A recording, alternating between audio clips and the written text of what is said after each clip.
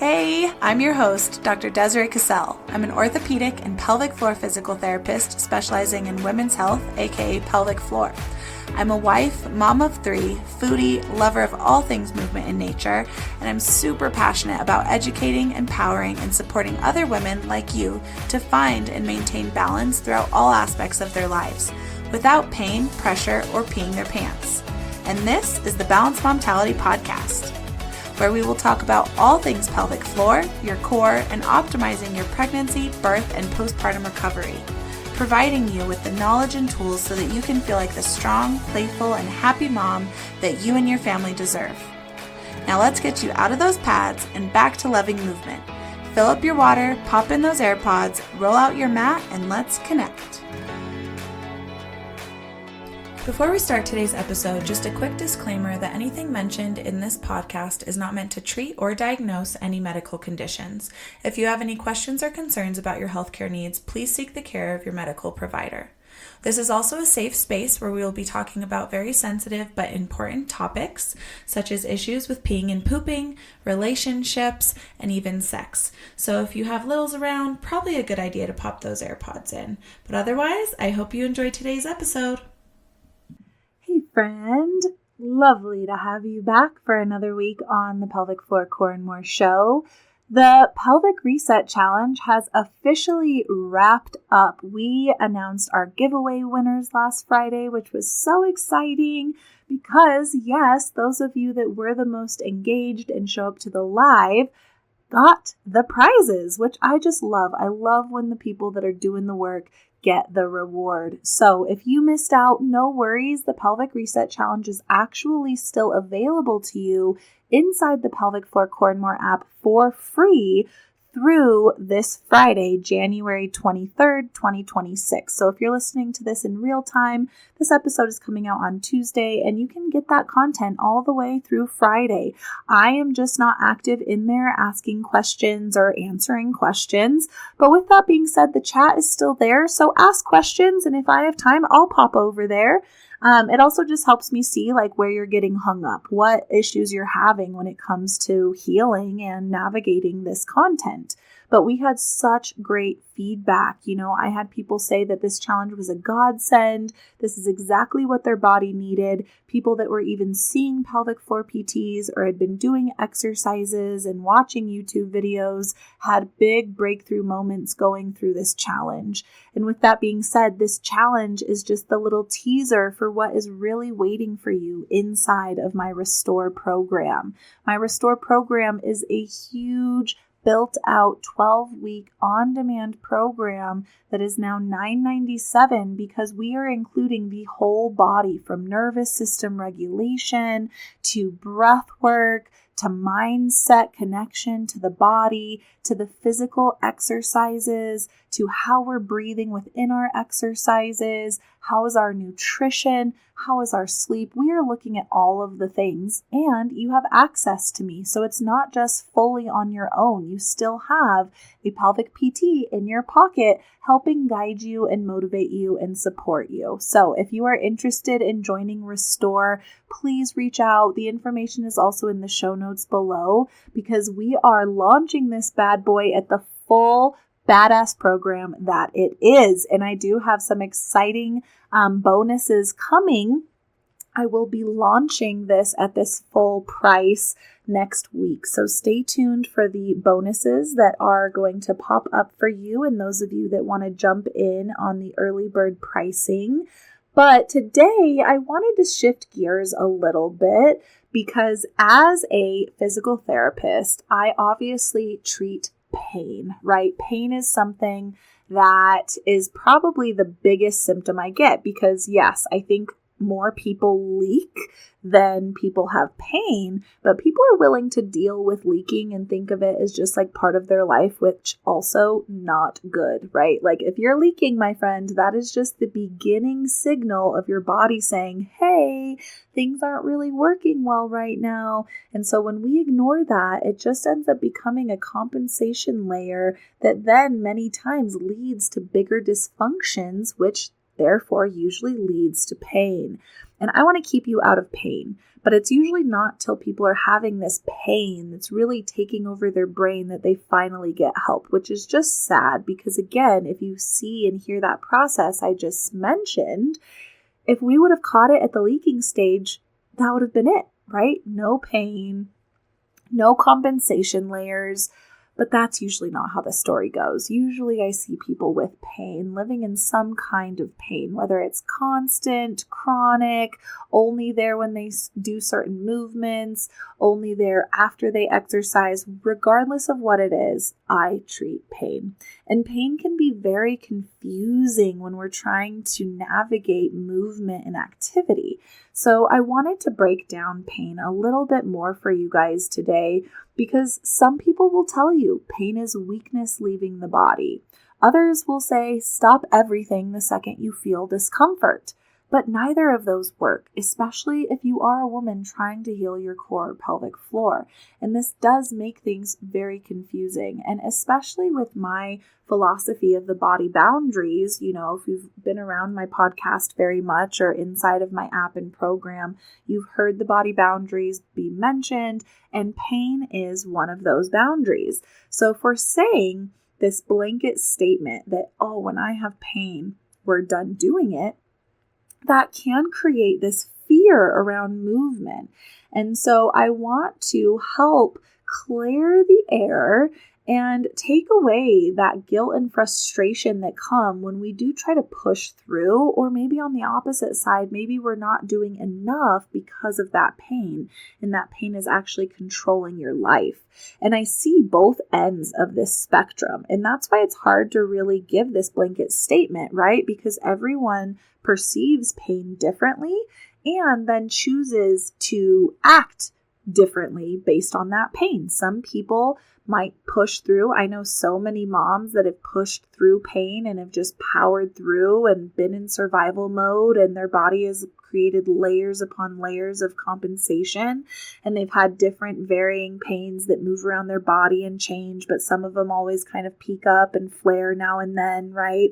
And they've just pushed through. They haven't let pain stop them. They're like, I'm always in pain. We just got to do the dang thing, which I totally get and also respect to some extent. But we have to also tell those people that, hey, and in general, pain is information, right? Pain is the body talking to you. It's not a failure or something that has to be a really stiff boundary where we're like, yep, see, I feel pain, I'm done.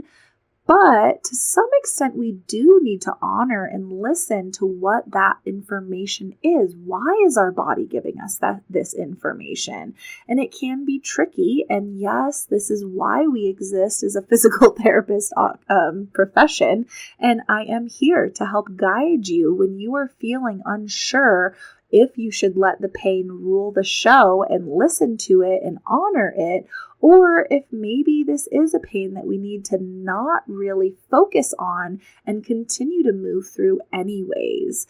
And it can be tricky. This is why I'm there for you inside of Restore and in one-on-one coaching, because I don't want you feeling like you have to troubleshoot this alone, because it is always an experiment. I just want to tell you that even as a movement specialist, we are always experimenting. It's not just a one size fits all. I wish it was, but if it did, that I wouldn't have a job. It's just as simple as it is. It would be easy to know what to do with our bodies. We would all know, yep, this is a green light. Nope, this is a red light. And to some extent, pain is a boundary that we do want to honor and listen to, and not just push and push and push and push, because then we end up with chronic pain or a whole body that is inflamed and giving you all these other autoimmune conditions because you ignored it for so long, right? But then at the other point, if we have been in chronic pain, or we have even a new pain show up, if we just stop moving because we have pain, right? Dr. Des said it's a boundary. Now I have pain, so I'm not moving.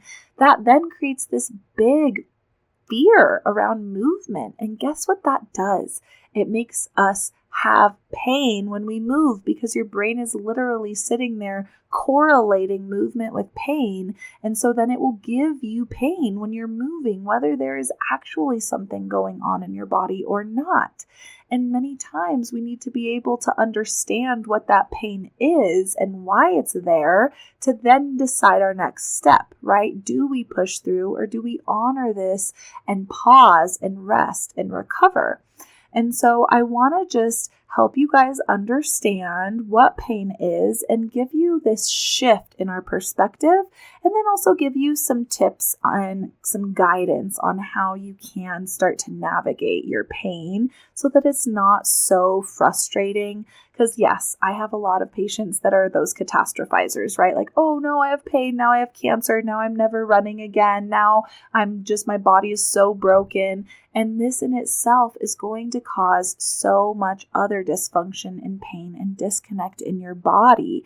And so we really need to understand what this pain is truly telling us so that we don't immediately start that mental spiral of, oh no, it's back, not again. Now I'm not going to be able to do this and do that. And oh man, now everything's wrong. What's wrong with me? Why does my body feel so broken right now, right? Like this can feel so frustrating and be such a vicious cycle.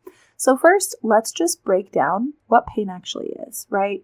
Pain is information. It is a message. The nervous system uses pain as a protection, right? It's giving you this message to say, hey, listen, whatever's happening right now isn't right. So it is saying, listen to your body, check in with your body.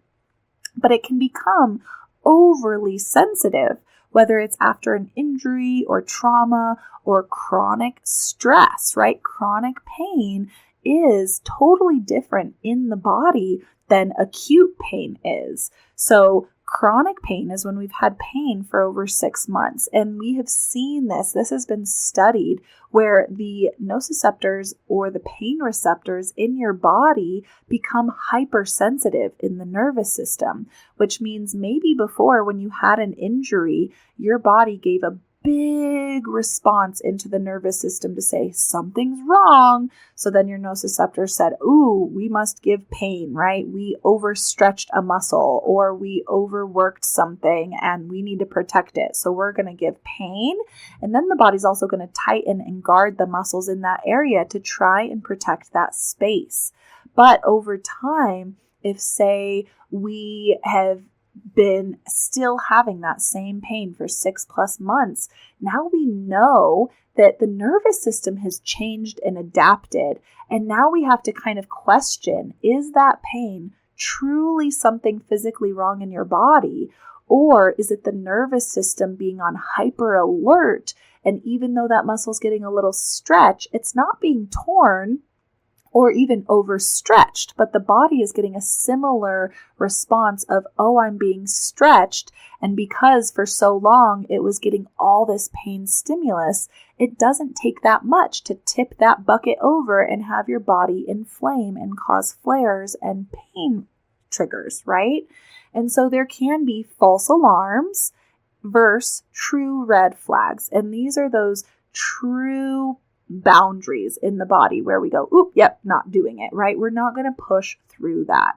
And that is where when we're in acute versus chronic pain, they have different strategies. And we do talk about this in Restore and help you retrain your nervous system, not just your muscles. So we are there for that in there as well. But we really want to shift our perspective, right? And how we respond to pain differently. And this is really something that takes time and awareness, right? But instead of asking, what is wrong with me? Why is my body broken? We instead can say, what does my body need right now, right? Because it's not that your body necessarily needs to stop the exercise. It's more that we might need to adjust or modify the exercise, right? Because maybe it's your time of the month and your body is tapped out and you're trying to lift heavier weight and hit a PR that week. And that's just not smart. So your back starts hurting and your body's saying, no, we're not ready for this amount of pressure, right? It doesn't mean, oh no, I can't work out. It means let's take weight off my body. Let's reduce it. How does it feel now, right? And checking in with those foundational pieces too to say, Is my brace engaged? Am I breathing properly through this exercise? Is my alignment and my form correct? Because if all of those are yes, and you're still having pain, then yes, we need to look at, has my muscle had time to recover, right? Or am I doing back-to-back exercises? Or is this pain easing up? Because sometimes muscles that are stiff and have been holding pain and tension do hurt when we start exercising them. But we need that blood flow to get into the body and into those muscles to soften them and help take that pain away. So if we were to just stop exercising the moment we have pain, we would miss that moment of opportunity and healing that comes with movement and circulation. And so my rule of thumb is, yes, if it hurts, we're first assessing the situation, right? Check in, because if you're aware of those body boundaries and you are aware that you're braced, you're breathing, your alignment's good, your coordination is good, your pressure is good, then we might not start over. We might just have to say, ooh, let's just backtrack a little. Let's take some weight off. But sometimes when we check in, we realize, oh, I wasn't even bracing. Then you brace, you create that stability for your spine, and boom, now that pain is gone. Or maybe you notice, ooh, I was actually holding my breath. So you fix your breathing, and that fixes the pain, because now we're pressure management in that system and we're not just shoving into one space. There's a reason why we need to make sure those basic core foundations are good before we just continue to push. Because if you continue to push, this is where we're going to see dysfunction and leaking and other things happen. But if we can adjust and modify and listen to our body, then we can take away that intense pressure, that feeling of pain and protection in the nervous system, and things calm down. But sometimes you might be like, yep, all the boxes are checked and it still hurts a little bit. Then we might say, oh, okay, well, let's just keep going a little bit. Give it a few more reps. How does it feel? If it's getting worse, we are stopping. That is the boundary. If that pain says, hello, I'm here, and then as you keep going, it goes, hello, I said I'm here, then we're done, because that is too much. That's your body literally yelling at you. But say you start moving and your pain says, hey, I'm here, and then you keep moving, and that pain starts to say, right? And it's a little whisper. Keep going, because that's a sign that you're on the right track, that your body needs that movement to help the pain. But then say it calms down, maybe it even goes away, and then you keep going. Maybe you're on set 2 or 3, and then the pain says, hey, I'm here again, and it's getting louder. That would be a time to stop, because then we took that muscle from a state of pain and tension, we warmed it up, we got blood flow in, we started to fatigue it, but we cramped it up or did something too much to it all of a sudden. It started to yell at us again. Those are the boundaries. That's how you want to navigate pain. We don't just want to be afraid of movement. We need to find the movements that don't hurt. So whether that's taking weight away, modifying the exercise, maybe we even fully take that exercise away for a while and find other ways to engage that muscle and move your body where it feels good, because this is what helps the brain say, oh, movement is good. Movement is medicine. This actually doesn't hurt and it feels good. That releases a lot of guarding and tension in your body, which then also is positive feedback because we have less pain from all of that tension and guarding. And this gives you that confirmation and confidence that movement is good. We just have to listen to our body to say, is this a good type of movement or not, right? And so with that, when pain shows up, I want you, and it's great to even track the pain, because maybe it is cyclical and it comes more on your time of the month, or maybe it's on a day where you also had less sleep, right? Or maybe it's on a day where you had a lot of stress, or maybe it's on a day where you didn't drink enough water. So you can then see like, oh, okay, my tissues couldn't adapt with the stretch and with the engagement I was doing at the gym because I didn't even give it enough water today or enough protein. Sometimes it is as simple as those basic foundations, which is why we go over these in the Pelvic Reset Challenge and inside Restore, because we have to make sure everything in that foundation is good. But as you're journaling and as you're listening to your body, or even taking voice notes at the gym or whatever is working well for you to keep track, it is good to notice these different things around your pain so we can start to see a pattern and see if these are red flags that we need to listen to, or if this is just noise that we need to kind of ignore and just keep moving anyway. So ask and pay attention to the reality of, when does the pain show up? Is it showing up during your exercise or workout? Because if so, you better be checking in on those foundations, modifying if you need to. But maybe it doesn't show up during movement, right? And you're like, no, it felt good. It was after the fact. That's where we might need to look at the overall volume of our workout. Was it too much? Did I go in too quick too soon? Am I giving recovery times in between my workouts? Am I fueling and resting my body during that recovery time as well?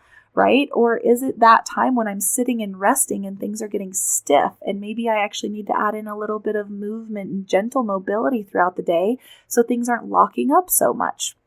The other thing is, what does help it feel better and what do I feel make it feel worse? Because that helps guide you to say, oh, actually, I found that when I went on a walk, it felt better. So then I can feel confirmed that walking is actually good, movement is good, or, oh, it was on the walk that it hurt, right? And that doesn't mean movement and walking is bad, but maybe the walk was too long. Maybe the walk happened at the end of the day on a day you also cleaned your house and worked out. Like, what is that total volume of exercise and activity capacity you're putting on your body? And what else is happening in my body and life when it flares? This is that big picture. We need to know the big stressors: sleep, water, nutrition. Are we fueling our body? Are we resting and recovering? Are we just ignoring and building compensation layers? So, pain isn't something to be feared, okay? It's something to get curious about. And if you want a supportive space to do that, come do coaching with me. Or inside Restore, I teach you how to rebuild your strength while honoring your body's real needs, breath by breath, week by week. So I'm here for you, friend. Make sure you reach out if you have any specific questions, or I would love to see you in a coaching call or inside Restore. Stay tuned for another episode on the Pelvic Floor Core and More show. Well, that's it for today's episode. I hope you enjoyed it as much as I did, and I want to thank you so much for taking the time out of your busy day. I know you've got so many other important things going on, but I hope it was helpful and you leave here with some tools to help you in your healing journey. And I just want to ask you, if you have found this helpful, to please leave a review on iTunes. Scroll down to the bottom of my podcast page and leave that 5-star review so it can help other women see this information. And also, if you want to be a part of my community of amazing women trying to balance all the things, great tips and insight and sharing stories and just motivating each other along the way, feel free to join my Facebook group, The Balanced Momtality Wellness and Support. I hope to see you here next time on the Balanced Momtality Podcast.